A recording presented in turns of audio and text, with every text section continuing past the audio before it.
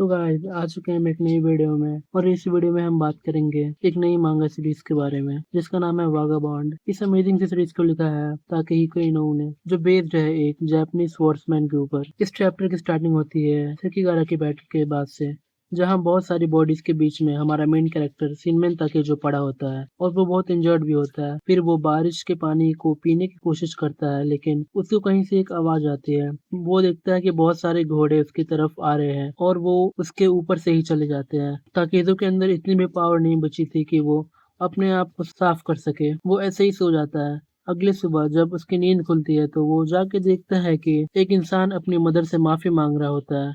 वो बोलता है कि मैंने सात्सुको को छोड़ दिया अपना नाम बनाने के लिए, लेकिन पर मैं ऐसा नहीं कर पाया, मुझे माफ करना उत्सु। ताकेजो आगे बढ़ता है और जो स्पेयर उसके हाथ में होता है उसे जमीन में दे मारता है। फिर जो इंसान होता है उसे लगता है कि ये कोई रिफ्यूजी हंटर्स है, तो वो ऊपर देखता है। फिर ताकेजो उससे बोलता है मैं भी सरवाइव कर गया माता हाची। फिर हमें पता चलता है कि ये जो दूसरा कैरेक्टर है वो ताकेजो का दोस्त है। वो ताकेजो को देख के रोने लगता है और बोलता है तुमने मुझे डरा ही दिया था। ताकेजो उससे पूछता है क्या तुम चल सकते हो? माताहाशी बोलता है शायद। ताकेजो फिर बोलता है हमें फिर चलना चाहिए। अब माताहाशी की हालत बहुत बुरी हो चुकी थी। ताकेजो उसके चलने में हेल्प कर रहा होता है, तो फिर वो ताकेजो को बोलता है तुम मुझे यहाँ छोड़ के चले जाओ, मुझे ऐसे लेके जाने का कोई फायदा नहीं है, वैसे भी मैं खत्म हो चुका हूँ। फिर माताहाची आगे बढ़ता है और बताता है कि हम इतने दिनों से घास ही खा रहे हैं। फिर ताकेजो बोलता है हमें जल्दी से जल्दी कोई गांव ढूंढना होगा जिसके अंदर तुम्हें मेडिसिन मिलने से तुम ठीक हो जाओगे। फिर ताकेजो माताहाची से पूछता है क्या हमने यही सोचा था